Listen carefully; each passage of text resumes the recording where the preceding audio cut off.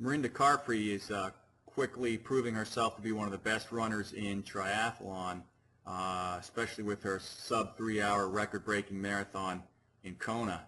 And this is a shot of her early this year in June at the Rev 3, which she won.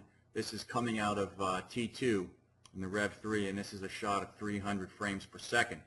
And I think it's very instructive to look at her run form in slow motion and pick out some key facets. One of the things I think that really jumps out, and as it does with just about any good runner, is the range of motion and extension that she's getting. We can see this if we look at basically from the time that she plants her left foot, say here, to the time that she leaves the ground with that left foot here, she has moved probably a solid 3 feet, 2 to 3 feet, has moved her core over her foot. And that is from extension in the front, but mainly through extension in the back. And we can see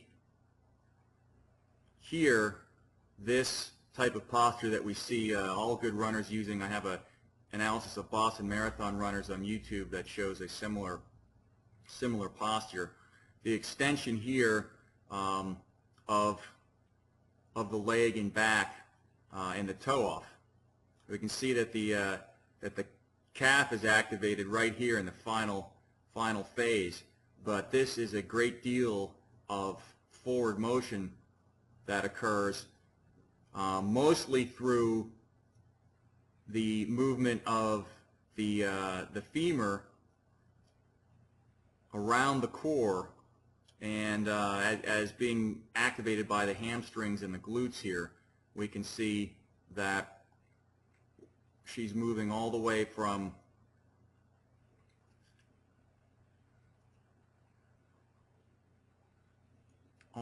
this angle here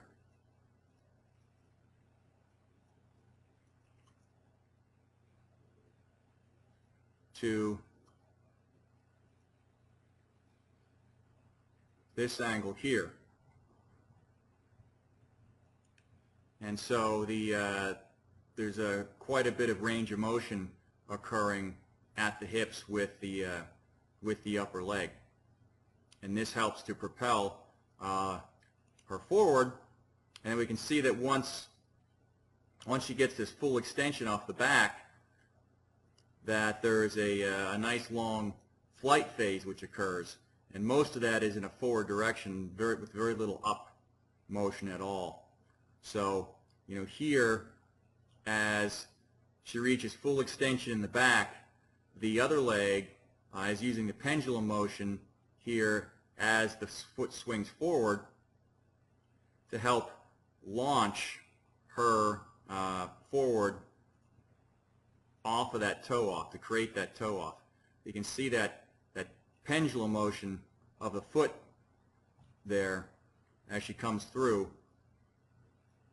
Pendulum motion, swinging at the knee, that helps to give forward propulsion from the toe off phase here.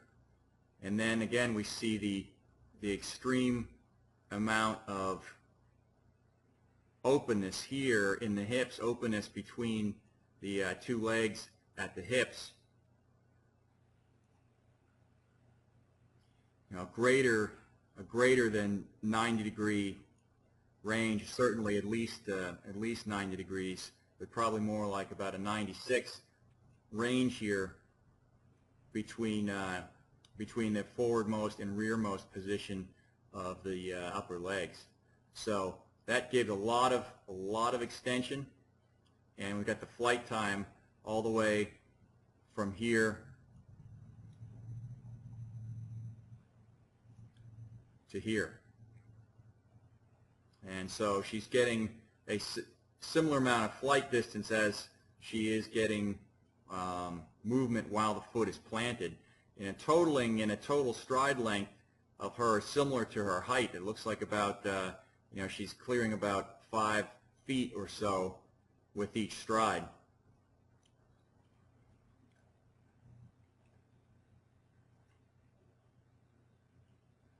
You can also see, it's tough to see, but there's a lot of hip rotation going on too, counteracted by the upper body.